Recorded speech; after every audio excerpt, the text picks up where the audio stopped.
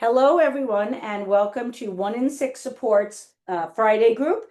We are here today with Kelly and Tina from Mass Mutual Insurance, and we're very happy to have them because we need to learn about special needs trusts and ABLE accounts and any other questions you may have that arise or that you've prepared for our speakers. And thank you so much for being here, and the floor is yours. Thank you for having us. I know I'm a local contact out of Warrentina. Lucky to have Kelly here too. How we got in touch with Elma, we have some connections at Banyan and through the grapevine there. I know there's a lot of questions around overall financial planning. When do you start? What tools, resources do you have access to? When is like best case scenarios to use them, which obviously is very different from family to family. But we're very blessed and lucky to have Kelly here. If anyone I want to say knows the ins and outs, it's her. I know a lot of people have questions depending on ages and things. So, we're really here to just answer any questions that you all have, and we can dive into some general topics if not. Right. And as Tina said, I'm Kelly Piacenti, and I head up Mass Mutual's program across the country. And I work with advisors like Tina that just specialize in special needs. I run it for Mass Mutual. I've been there for 10 years. I ran MetLife Center for Special Needs Planning for 25 years. Special needs mom for 19 years. My son was total care. He passed away at the age of 19. But I certainly have gone through the IEPs, the transition, and just about everything and anything you have to do from a planning perspective. But what I do is I work with advisors across the country to explain to them and guide them and teach them what our families need in order to protect government benefits. Years ago, people with children or adult children with disabilities, we always were told, don't leave them any money, don't let them work. They're not going to need anything because they want to qualify for government benefits. There are many ways today in which to do that. We have ABLE accounts, which I can speak a little bit about. And you also have the ability to put money away for them in a trust or create a trust when you pass away. So planning is very, very difficult for our families. It's a lot of information, but the years of not leaving them money or thinking that you couldn't do anything for them because you want them to qualify for government benefits are long gone. We have something today called ABLE accounts, which are like a 529. If you're familiar with a 529, it's like a savings plan for a child that's going to go to college. Many of the kids that have been diagnosed with disabilities, sometimes the parents have already created a 529 and they're thinking, oh no, what are we going to do? They're not going to go to college. Well, first of all, there are many programs for people with IDD and all different types of disabilities to go to universities, to go to colleges. There are Compass programs, there are different programs that help these individuals so that they can go to a university. So it's not completely off the table, but what you can do is if you created a 529 for a person with a disability, you can roll it into what's referred to as an ABLE account, achieving better life experience, expectancy. People say it different ways, but basically what it is it's an account that only costs anywhere between $30 and $60 a year. It's nothing to set it up versus a special needs trust, which can range you anywhere from $1,000 to $6,000. The difference with the ABLE account is it's tax free, so it doesn't cost that much money, and it can be utilized for anything that's considered a qualified disability expense, which means it's anything that's going to make that person's life better. It's not for the parents, it's not for the care providers, it's for to pay care providers to pay for education, to pay for a new iPad, to pay for going out to dinner, to pay for an Uber, to pay for financial planners, to pay for an attorney, to set up a legal fund. You can do all of that with ABLE, and the person with the disability can have in their name up to $20,000 and not disqualify for government benefits. In addition to that 20,000, they can have an additional 15,650 in wages. So you can get a little job, they can work, they can make money, and they won't disqualify for benefits. So these ABLE accounts are, in my opinion, they're pretty fabulous for these families because if you're getting a monthly check or when you start getting a monthly check for the person you're caring for, the Social Security office makes us go and set up as a payee. You have to have everything sent to you. You have to put it in an account that they check. What you can do now is you can have them send it directly to an ABLE account. You can set up an ABLE account online. If you qualify for Medicaid, you automatically have an automatic enrollment in ABLE. There are 2 websites which we can send out to you that you can go online and look at the different ABLE accounts throughout the country. The disability had to incur, keep that word in mind, incur, prior to the age of 46. Oh. So even if you're 52, when you say, well, Kelly, I want an ABLE account, you can get an ABLE account as long as the disability occurred prior to the age of 46. So these ABLE accounts, we can give you the websites, you can go online, and like I said, they're very inexpensive. The only thing to keep in mind is currently there are many ABLE accounts throughout the country, and people say, well, what account should I get? You can get any account that you want. So if you live in New Jersey, you can get an ABLE account in Ohio, or you can get one in California. What you want to pay attention to is, does your state offer any tax deductions? You could put money in it, and the state may offer you a tax deduction. Keep in mind they're tax-free accounts. In that, if we don't have a deduction, the only thing to keep in mind is that, is it a payback state? With ABLE accounts, unlike a special needs trust, you can only have one ABLE account. So you can't have multiple ABLE accounts throughout the country. You can only have one. You can have it in any state that you choose. So if you want to do an ABLE account in Ohio, that's fine. But if you are in a Medicaid payback state, which we are, the state of New Jersey, when the person with the disability passes away, they can look and say, did we ever give them Medicaid from the day they opened up the ABLE account? Can't go back. So if you have somebody that's been getting Medicaid for 10 years, they cannot look at that. If I open the ABLE account today, they can only say, well, today we gave them $20 in Medicaid or whatever it is, and they can lien that account when the person passes away. If there's no money in it, the government gets nothing. If there's money in it, they have a right to get that money back at their rate, which is the lower rate than what they pay providers. But that's the only downfall. We are not one of the 17 states that are currently saying we're not going to pay back the government. Now, can you say, well, I want to take it out in a state that doesn't have a payback? You can, but you are subject to where you live. So I can get an ABLE account in Ohio, which may not have a payback provision, but I am a New Jersey resident, so I would be subject to the Medicaid payback. So ABLE accounts are great. If you're having to care for an individual that has a disability, you can use the debit or credit card to pay all expenses for them. It just has to be a qualified disability expense, which means if you want to take them on a trip, you can use money out of an ABLE account, but you can't take the whole family on a trip. You can't take everybody out to dinner on that person's ABLE account. It can only make the quality of life for the person it's set up for better. So do I need someone to take my son that passed away, was a wheelchair user, total care? I would have to pay a provider to take him out to dinner, right? I'd pay for her dinner and for her to take him and for the transportation.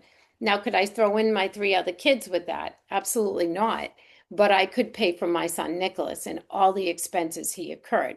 Could I set up a special needs trust if there was money in his ABLE account? Could I use that money? 100%. So ABLE accounts are great for our kids. They were created to give the ability for them not only to work and get some money, but for us as parents to have some options not to leave them penniless, right?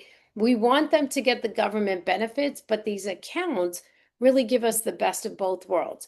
We can put a little money away for them, but we can also, have the ability to have them have every government benefit that's out there, including SNAP benefits, if that's what they need. At the age of 18, everything with our kids change. Up until the age of 18, the government looks at us as the parents, as the care providers. At the age of 18, even if your child or dependent is living in your house under your income, the government only looks at the child. So at the age of 18, my son could live with us and I could charge him what they refer to as it's called lodging, which is rent. I could charge him rent to live in my house and I could get all the benefits available to him. Now, if I had a mortgage or rent, it would be divided amongst the people that were over the age of 18 in my house. So I couldn't say, well, Nicholas is getting a check. We're just going to charge, the government for the rent every month or for the mortgage. You would have to take the expenses and divide it by the amount of people over the age of 18. But it's a missed benefit for our families because we all think, you know what, I'm not going to charge my kid to live in my house, but you could take that money and do an extra therapy. You could put it towards your rent or your household if you need it. Or you could do anything you want with it because you, as a parent, if you're charging them rent, it's your money now. Now, would I say take that money and put it right into an ABLE account? I probably wouldn't do that. I would think about what the money was given to you for, right? It was given for their rent. If you're not really going to take rent, then the government really shouldn't have to give you the money for rent for this individual and the household income. So those are the type of things that we want to make our kids eligible for. At the age of 18, it's a different game. Prior to the age of 18, many of our families are not allotted benefits because they're, based on the family income, they don't make or they make too much to get that type of benefit. But after the age of 18, that's why it's important to make sure that there's nothing directly in the person's name over $2,000. There's also a look back period. So it's not just when they turn 18, it's when they turn 13. What's in their names? Do they have bonds in their names? Do they have a checking account? Do they have a piece of property? Do they have a piece of jewelry? Do they have anything that has a value over $2,000? If they do, there could be a problem when they go to apply for government benefits. Now, what's the way to make sure that that doesn't happen? It's not leaving them penniless or without money. These are our kids that are going to need more than our other kids, right? Because they don't have the same abilities. So what I would say is that set up an ABLE account. An ABLE account allows you to put up to $20,000 in 1 year in addition to the $15,650 and say I don't spend it. Say someone left him money or I had $20,000 that was in this account. At the end of the year, I could roll that amount over and start again and put another $20,000 in. I could keep doing that until he got to $100,000. At the $100,000 point, that money has to be moved into a special needs trust, a third-party special needs trust, or he will disqualify from benefits, $1 over that. Now, does he disqualify from everything? No, but he will disqualify from some of his government benefits, which is what you don't want. So these tools that are out there for our families really need to be utilized when you start thinking about the planning process.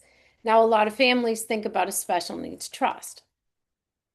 Do you have any questions? They can feel free to ask questions as well. Yeah, you can put questions in the chat if you so choose. And I just want to take a pause for a minute because this is a lot of It's a lot of information. information. And I'm wondering, something that happens a lot with our population is that we may get all this information, but we don't have time to sift through all of this. Is there someone at Mass Mutual who will handhold and consult with the families about their private situation?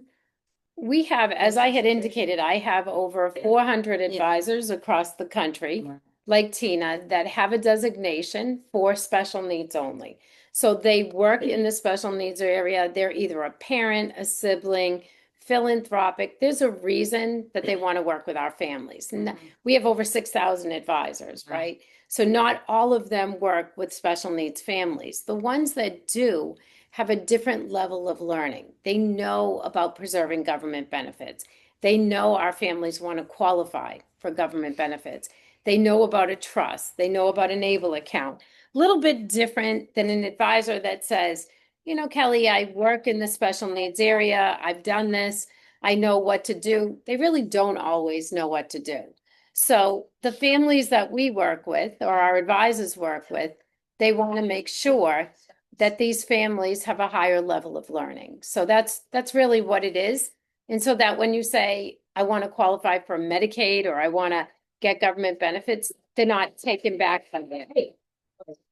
Want to add anything there, Tina? Yeah, I think to Elma's point, when we sit down with families, a lot of the time it's similar to what she said, where it's great the resources that we have, obviously there'll always be more, but it can be overwhelming. You're not sure what's applicable to your family situation, and there's multiple layers. It's who you're caring for, but it's also yourself as an individual. So if you ever have questions, we're always happy to sit down and at least just get kind of like a current status of where you're at individually with your family. Who do you care for? What does that future look like? And we can take it from there. Not just steps related to the financial planning, but steps like I know Kelly will touch on a couple others, but letter of intents and other things that you can do on your own, but figuring out through a timeline what it makes sense to tackle and how you go about it. Because I think to your point, we were talking about this when I first got here.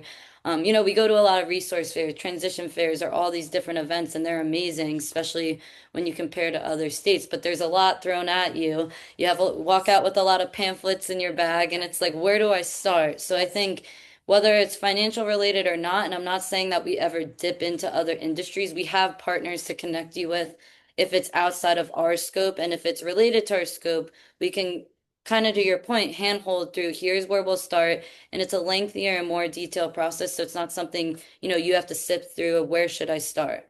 And can I just ask, so do we have to sign up with Mass Mutual Insurance to get this information or about our private situation, or so we don't have to commit to anything? No, No. you don't commit to anything. And it's, sometimes it can be a fee-based advisor or a non-fee-based advisor. They're not all the same.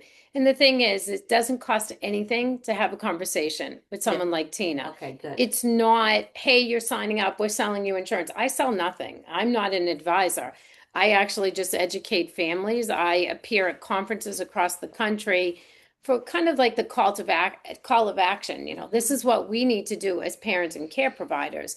Our advisors, even the workshops that I do or any of our advisors do, we don't pass out business cards. We're very hesitant to bring brochures or anything, even, today to bring brochures because we don't sell anything. There is no product that I'm selling.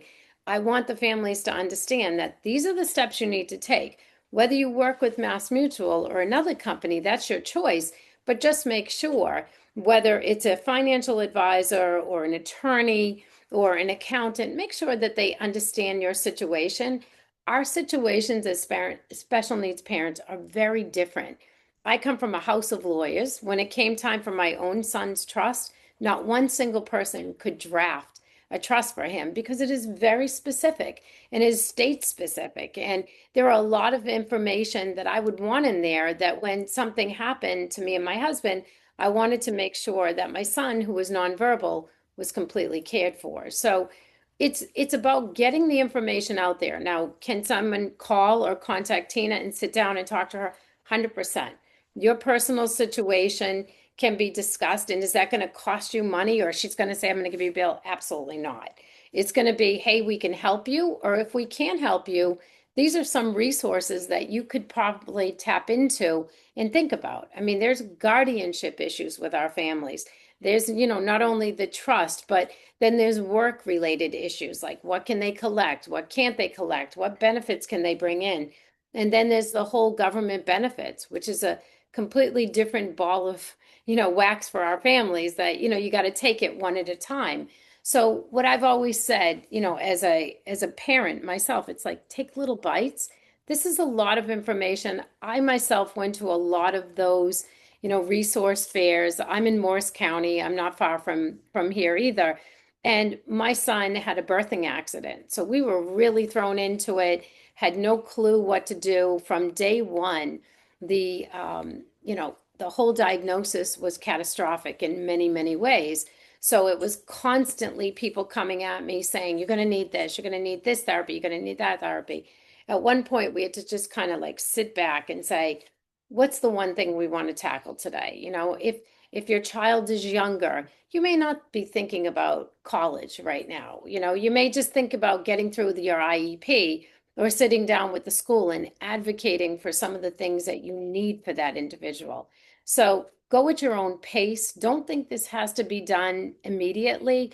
just keep in mind that if you're going towards the transition age, which is really like around 13, you want to start thinking about it. Make sure that if somebody gave them a savings bond when they were a kid, or, they set up a little checking account with a couple $100s, those are the things you want to think about. Do I really need this? Because I really want him to qualify for government benefits. So don't give the money to somebody else or say, I don't want to have anything in his name. There are tools for our kids today that weren't there 20 years ago. So there are ways in which to do it. If you have a parent or someone that wants to leave them money, they can still do that. That's not, you shouldn't be saying, no, they don't. There's a way in which to do it, to put it in a special needs trust, because let's face it, with the trust, they can have as much money in a trust as you want to leave them and never disqualify. And then they can get government benefits for everything else. The trust, just like the ABLE accounts, take place to, anything you're missing that the government doesn't give you, you can take out of a trust or you can take it out of an ABLE account. It's for the benefit of that individual. So Can I Sure. interject something here?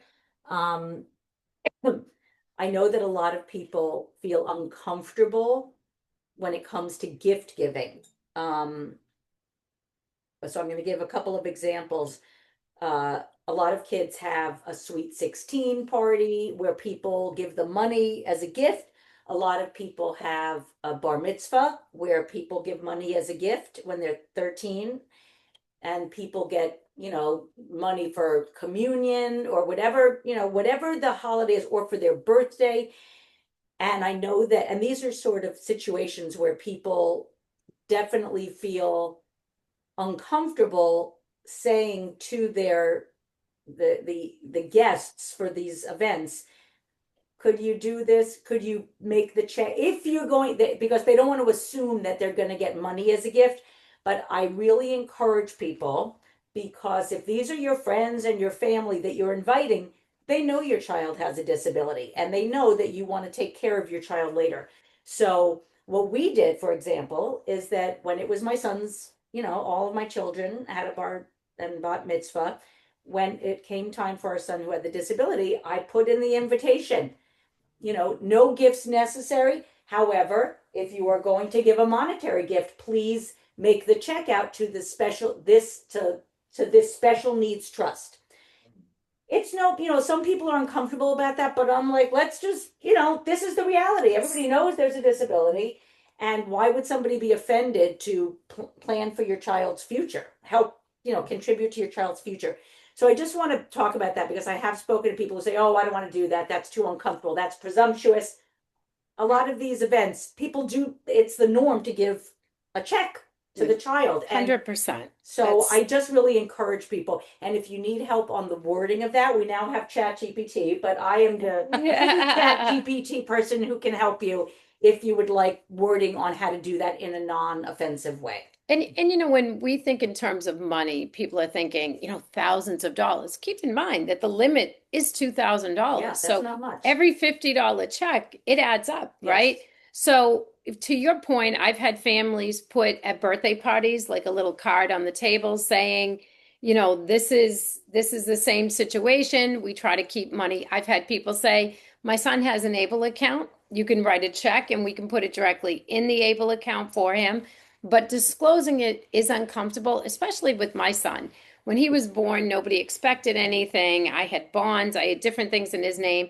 It was very uncomfortable as, the different parties happened, that I actually had to say, I can't take any money directly for him, but we can put it in a trust. Now, not everybody has a special needs trust set up. So if the trust isn't there, you can't have the Right. check written to the trust, right? So there are things that you need to do, but being creative, I agree. We have a lot of grandparents that want to leave all the kids the same amount of money. That's often a problem too, because they think, well, I'll leave it to you to take care of your brother. Okay, but if I leave it to a sibling and the sibling gets married and they have a divorce, what are the chances that the brother is going to get it? I mean, I ran through it with my own house, right? Like, who do I leave it to? If you leave it directly to the person in a trust or an ABLE account, they're going to get it. If you leave it to a sibling, which have great intentions, there's no guarantees. So you do want to disclose that. And we'll talk a little bit about a special needs trust and how to create one, or just put language in your will to have one created upon your passing. But to the point of, you can tell people, I really can't take money directly for him. And I agree, it's uncomfortable, but I had to do it as well. And I think that's part of our lives. Yes. Unfortunately, some disabilities are not apparent. My son's was. Obviously, he was a wheelchair user and very, very involved. But sometimes somebody doesn't even really know if there's a true disability because the family doesn't disclose it. Yeah. You will have a problem when they turn 13 if you've gathered, $2,100 in an account for them. Why would you want to lose those great, robust government benefits for $2,100? It seems a little crazy. Yeah. So, All right, we have a question here. Sorry, somebody's had their hand up. Tina, Faye, you can if you want to unmute. Oh, Sure. So this is a really basic question and something I'm missing. If you haven't set up the account yet and a bunch of people give money to your child, what prevents you from taking that money and putting it, once you set up the ABLE account, putting it in yourself? You can. You absolutely can. It depends on the age. So if you're going to apply for government benefits when they turn 18, there's a look back period. So they look and see what was in the child's name at the age of 13. So if you have a little checking account, they're looking at that. But if you're putting it in your personal account, say you're right, people write you checks and you put it in, they're not looking at that. They're looking at something in your child's name. We have families that do that they just set up an ABLE account and put the money in the ABLE account. You can do that. They're looking for anyone over the age of 13 that the checks were written directly to them and you put it in a savings account for them. That's what they're looking for.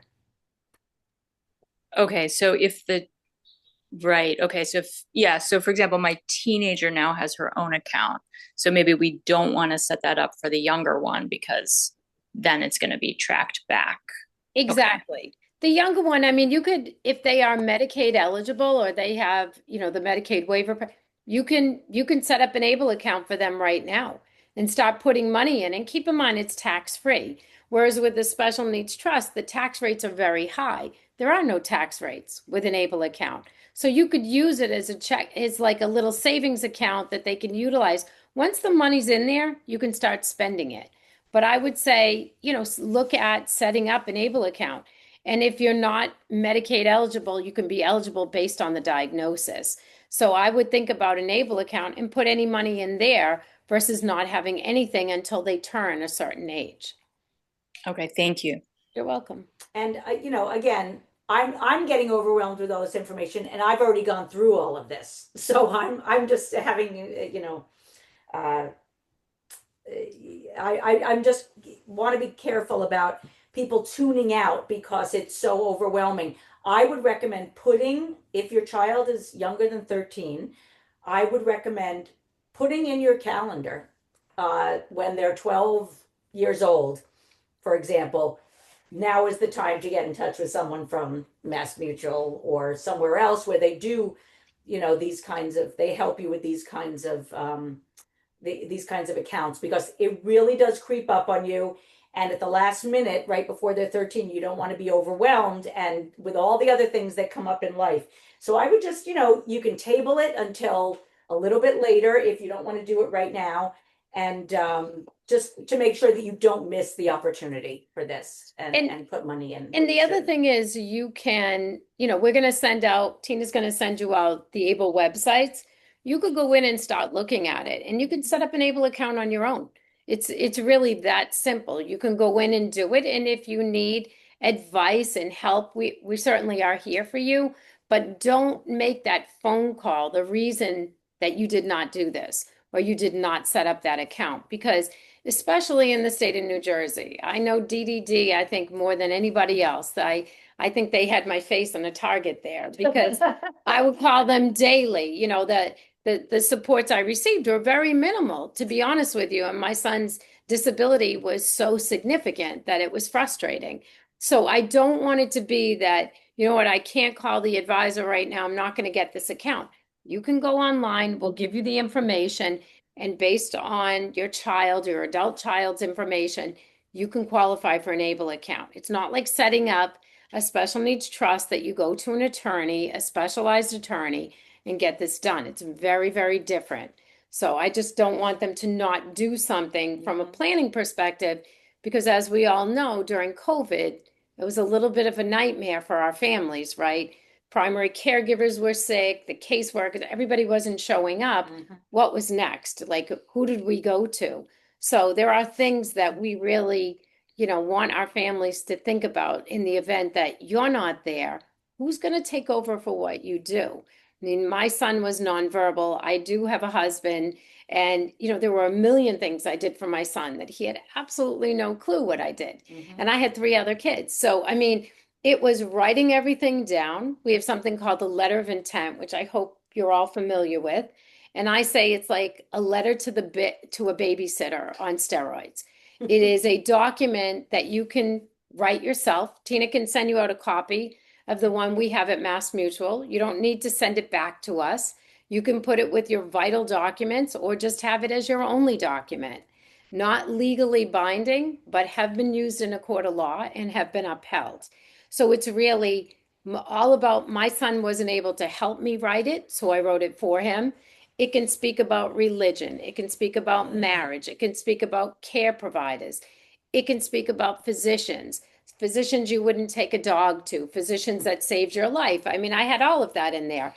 My son was on the ketogenic diet 3 times. It talked about his seizure activity. It talked about the type of therapies he needed. It talked about family members I would absolutely want him to live with, family members I would never want him to live with, things that he liked that he would not be able to tell you. I would brush his teeth with warm water versus cold water. When he could eat, when he wasn't GJ fed, he hated chocolate. There was no way for him to tell anyone that. So this document sat in my house so that if one night I didn't come home and that somebody else had to fill in, kind of like COVID, they could at least go to this document and say, you know what, these are the things we should be doing with him because this is what's setting him off, or these are the medications that worked with him, or these are the medications that never worked. It's whatever you want. It's unique to your family. So Tina will send it out. And I would say, if you do nothing after this, this video today and this workshop, you really want to make sure that you do it. Mine was about this big. Some people do it, it's a form, you do it once a year. Some people do it every 8 years. It's really up to you. But it's a living, a letter of intent is what it is. And we'll send you the copy, but you can just put it in a notebook. It's really, if I don't come home tonight, these are the things you need to do for my son, because he would never be able to communicate all the things that we did with him to anybody because he was nonverbal. Are these questions, like it's a questionnaire that assists you in filling it out? So if you don't think about something, it's 100%. right there. Okay. It's all there, and it's special needs related. All right, So I didn't even it's just for our kids and our adult kids. Mhm. And it's a great document. I mean, I had families during COVID say, you know what, Kelly, that was the only thing that saved our soul. I had both parents in a hospital, the nursing staff didn't show up, the respite staff didn't show up, and they would actually give these documents to people and say, this is all we know, but this is the best form. And I mean, some people do a great job with it, and some people, just put a little bit of information in it. It's really up to you. But it is something that people could definitely utilize if something happens to you. And even if you're married, I mean, we have a huge divorce rate in this community. But even if you're married, like I said, my spouse, great guy, love him, been married for 35 years, but there were things I did with Nick that he really didn't know about. So that's a great resource for our families. And that doesn't cost anything. Yeah. But once again, it doesn't take the place of your legal documents, but they have been used in a court of law if there's nothing else. But I would say, make sure you get, your will, your vital documents done if you can. But if nothing else, do the letter of intent. And Nanda, we'll send this to Alma to share out. So we'll get you all everything afterwards. Okay, we have a question. Where do we access the form? So we're gonna get it from Tina and Kelly, and we're gonna send it out to everyone. And I think you had a question. We have a couple of I was questions just here. wondering about, prior assets. Our son has fewer needs, is kind of low need thing, and we have a 529 account, which I understand you can kind of roll over, I hope. But we could have hopes and plans for him to take advantage of college in some shape or form. So that's there. He's taken it upon himself to do his own investing, and he's quite good at it, actually. And it may sound silly, but he's invested in Pokemon cards, Okay. and he has developed a collection which he very purposefully like picks out the cards which are going to increase in value. And his Pokemon collection is worth several $1,000s at this point.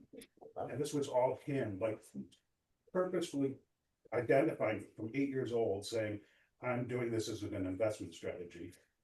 It's a People great, do. if you've seen the news lately, and I have a son that's a crazy So- Pokemon. How's your nephew? I mean, it's just sitting in his room, of course, but we have this, thing as an asset now, which hopefully will continue to increase in value.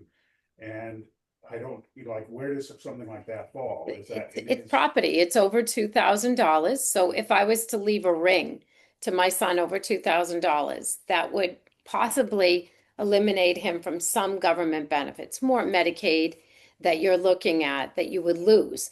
Now you have to weigh, like with him, the 529 can be rolled into an ABLE account and used for education. We want our kids to go to universities and be educated. So that's not a problem. But when it comes to assets, if he is at the point that he doesn't need government assistance, it's never going to be a problem.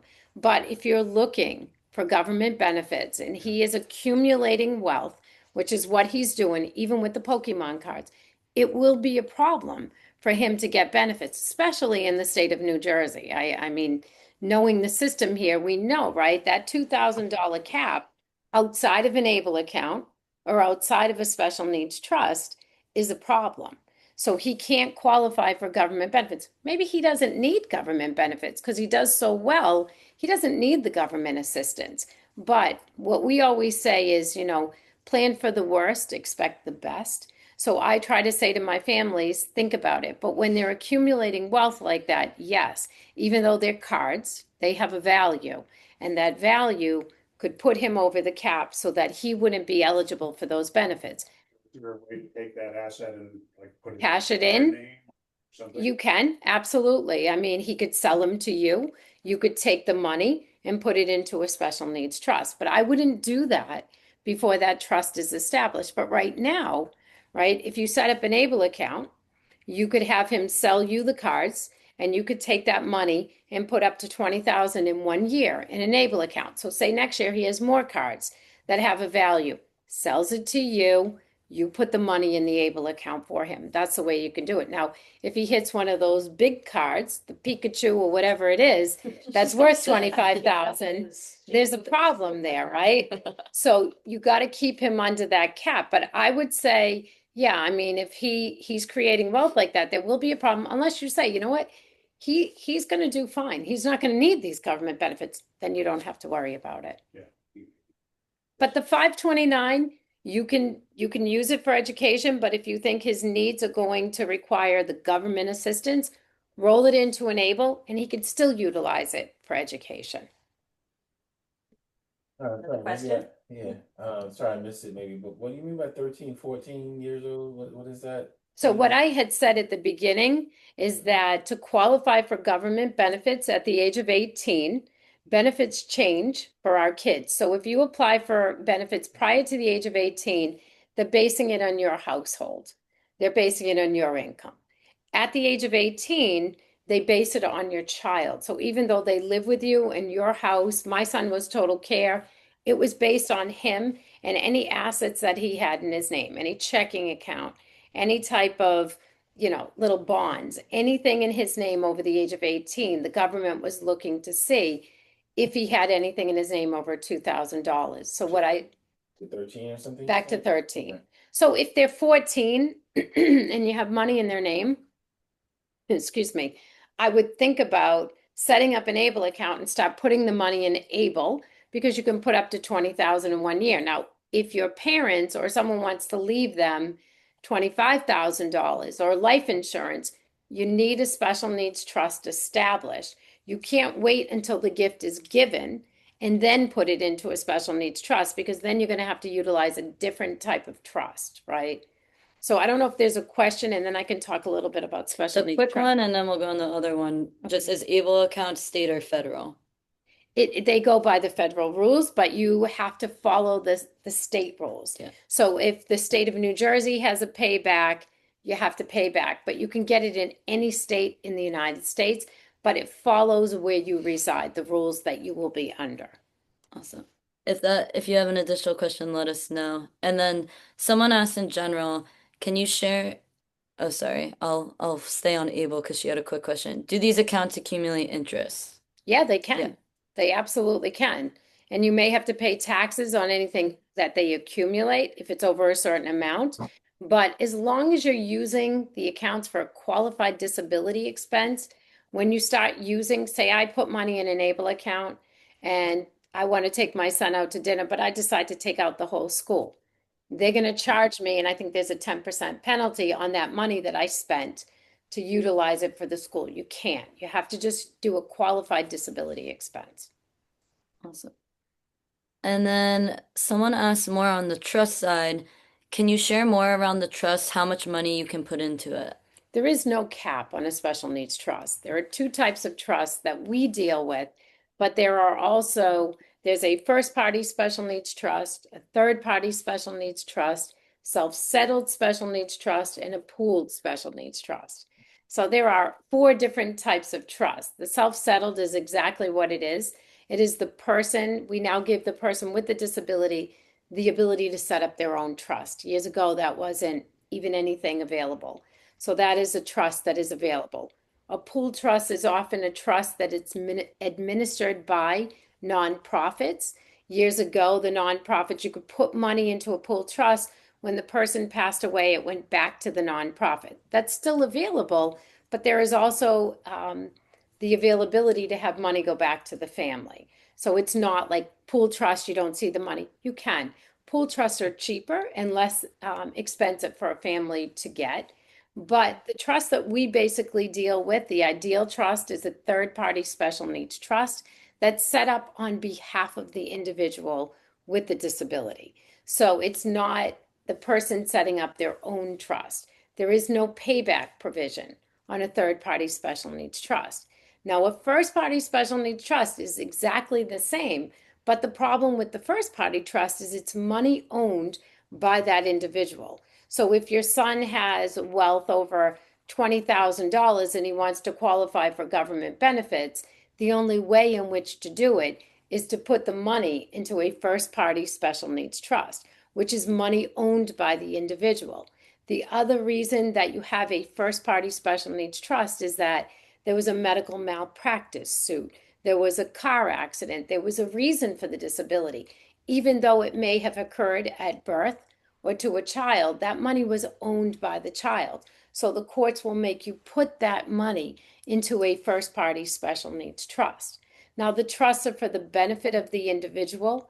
The main difference between the first party and the third party trust is that when the person passes away with the first party trust, they will look at any Medicaid that that person received from day one.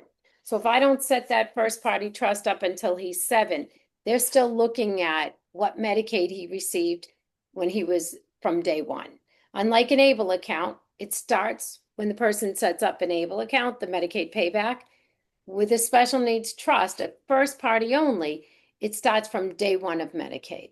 So when the person passes away, if they spent $1 million on Medicaid and there's $1 million in there, the government can get it back. If they spent $1 million on Medicaid and there's no money in there, the government gets 0 back. There is no recourse. But when the person passes away, say they only utilize $500 in Medicaid. Medicaid gets the $500, the rest of that money goes back to the family or whoever you want to leave it to. But with the third-party special needs trust, which is ideal for our families, it is when the person passes away, no matter how much they got from Medicaid, Medicaid gets 0. They can have the best of both worlds. They're getting all the government benefits, and when the person passes away, the money can go back to the family, a nonprofit, whoever you want the money to go to. you owe the government nothing. So it's something to keep in mind. Like I said, a trust can cost you anywhere from $1,000 to $6,000, depending upon the bells and whistles. There are attorneys that specialize in this area. I would not go to an attorney that says, I've done 1 or 2 trusts a year. There are attorneys like us that are parents, that are care providers, that get this, that do this 90% of their practice. So my question to them would be, how many special needs trusts do you do a year? What's the cost of your special needs trust? What are the services? So that when you get the special needs trust, there's a tax ID. It could be sitting there waiting. You could name life insurance to go to a special needs trust. You don't have to fund it from the day you set it up.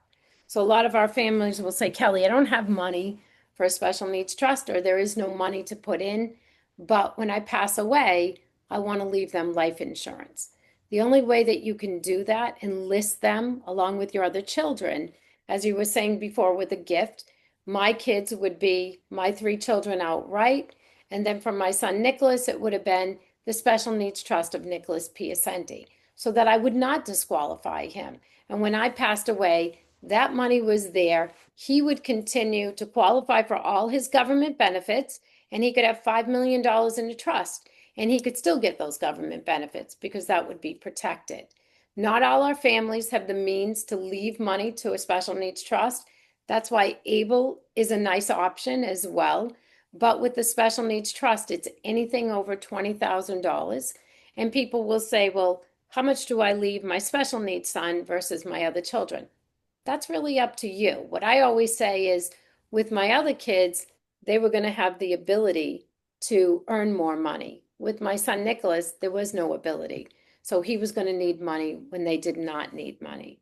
So just a little bit on a special needs trust. I mean, we could just talk about special needs trusts all day, but once again, qualified disability expenses, you could set up a sensory room. You could buy an iPhone with it. You could pay for services that the government isn't paying for. You don't want to duplicate what the government is giving. You could use it for everything else, better housing.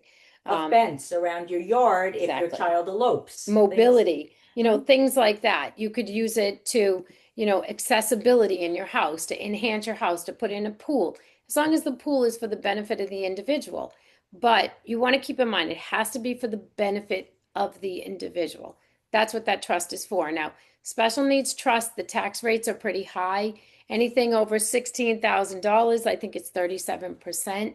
But you can also earn money. You can invest these. When the money's in a special needs trust, it can, grow, but you want to keep in mind that you will have to pay taxes on that.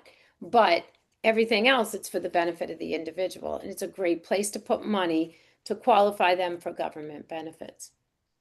Were there some more questions there? Yeah, someone was just asking where we're from and our names and everything. I'll make sure I send you our contact Okay. information so you have it. Yeah, I mean, I head up Mass Mutual's program across the country. All of their home office employees are in Springfield, Massachusetts, but I came from MetLife, and part of the situation when I went to Mass Mutual is that I would remain in New Jersey. So I do not live in Springfield, Mass.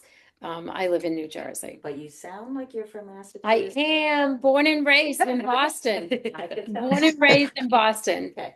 Yep, You have another 100%. But I've question? lived here for 30 years in Morris County, so I've kind of got the mixed accent. Yes. Question? I have a quick question. Mhm. If you, like, I have my son is 12, my youngest. He's gonna be 13 in September. And we have 4 children altogether. All 4 are adopted through the state of New Jersey. He got into he was hit by a car a couple of years ago and broke his ankle. So just earlier this year, there was a small, like a small payout as a result of the accident. Mhm. And they sent us a check from, the person who was driving the car, his insurance company. We are supposed to go to the courts in Newark to deposit this, to whatever, some special account. My question is, does it have to go there? Can we, because he's heading for that 13, is that something that can be put into an ABLE account, or does it have to, go to this surrogate court or whatever? I don't know. I think it might you have to discuss that with the court. You Okay. absolutely do. But Yeah. I would ask the court, I mean, it depends on the amount. It depends Yeah. on what the usage is for. You know how they Yes. regulate, they want to make sure that it's spent for the child For or the child, his yeah. medical or whatever it is, his therapies. But I would say, to the court, I would speak with the judge or the attorney that represents you guys and say, is there any possibility we could put it into an ABLE account for him if it's under 20,000? So that Right. it's a qualified disability expense that it's used for. I would ask the court, a little bit of a different situation because Yeah. of the way that that is with the adoption. But I would say absolutely ask them and see if you can utilize an ABLE account. Okay. All Okay, right. Thank you. you're welcome. And one other question, am I able to, because I would like to have a further conversation, of course, more in depth to figure out first steps in terms of what our family should do because we have like a 19-year-old, we have an 18-year-old, a 14-year-old, and the 12-year-old. So I, have questions, and they have different, situations. So we'll be able to get the information to reach out to one of you to, 100%. We will give you our okay, information, give you okay, Tina's information and my information so we can help you. okay, awesome, thank you. Yep, Tina will get you all the letter of intent. We'll get you the ABLE website. We'll get you our contact information and anything else that you may need. We can send it to you. Yeah, and Yeah, you're a great person. Thank you for what you do. Okay, are there any other questions online? they were asking for Oh, contact info and full name. I just said I'll get everything to you and you can get it to the group. Great, great. All right, well, it's 11 o'clock. Thank you, everyone. We have recorded this, so we will put it on our YouTube channel. So I know that I will need to watch this over and over and over again if I were still in this situation. So it's a lot of information. It's overwhelming. We have people come in periodically to the group to talk about these kinds of issues because they really are important. And we know that everybody is so overwhelmed with other information that we need to just keep, replaying this over and over again because it really is vitally important for the future of our kids. So don't be, dismayed if you don't retain this information. We're going to have it up on the YouTube channel and you can watch it whenever you want.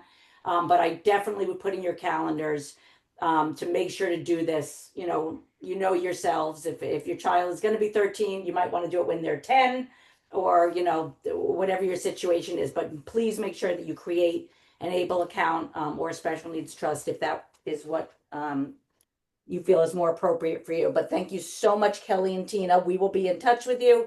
And this has been very enlightening, very Great. educational. So thank you. Thank very you. much. Thank you so much. Thank you. All right, I'm going to stop the recording.